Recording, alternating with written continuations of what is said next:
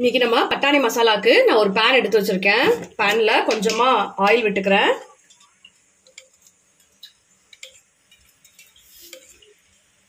தாளிக்கிறதுக்கு கொஞ்சமா கடுகு,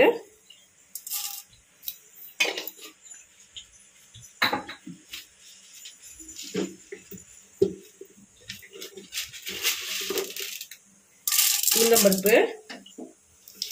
இப்போ போட்ட கடுகும் உளுந்தம்பருப்பும் பார்த்தீங்கன்னா நல்லா பொரிஞ்சு வருது. இந்த டைம்ல அரிஞ்சு வச்சிருக்க வெங்காயம், இது பெரிய வெங்காயம், ஒரு வெங்காயம் அளவுக்கு எடுத்திருக்கேன்.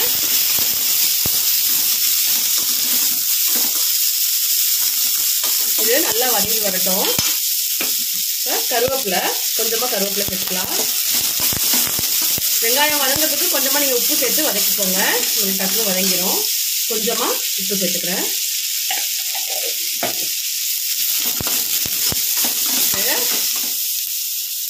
இந்த டைம்ல அரைஞ்சு வச்சிருக்க ஒரு தக்காளி எடுத்துக்கிறேன்.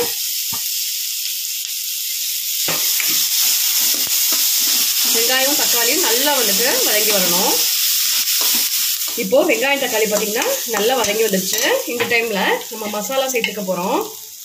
மசாலா வந்துட்டு ஒரு 1/4 ஸ்பூன் அளவுக்கு மஞ்சத்தூள், தேவைக்கேற்ற மாதிரி நம்ம மிளகாத்தூள் சேர்த்துக்கலாம்.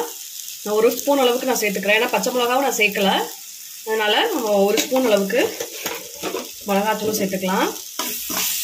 இது நல்லா 1 நிமிஷம் வந்துட்டு நல்லா அந்த பச்சை வாசனை போகிற அளவுக்கு லைட்டாக வதக்கி விட்டுட்டு, இப்போது நான் இந்த மசாலாலாம் போட்டு வதக்கி விட்டதுக்கப்புறம் இந்த பட்டாணி வேக வச்சு அந்த தண்ணியை நான் சேர்த்துக்கிறேன் கொஞ்சமாக.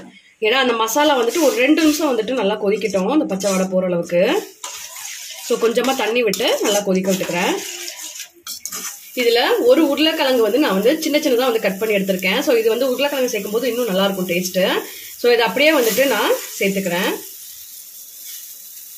ஸோ அந்த தண்ணியிலே பார்த்தீங்கன்னா நல்லா வந்துட்டு குக் ஆகிடும். ஸோ 2 நிமிஷம் அப்படியே நீங்கள் மூடி போட்டு கூட வேக வச்சுக்கலாம்.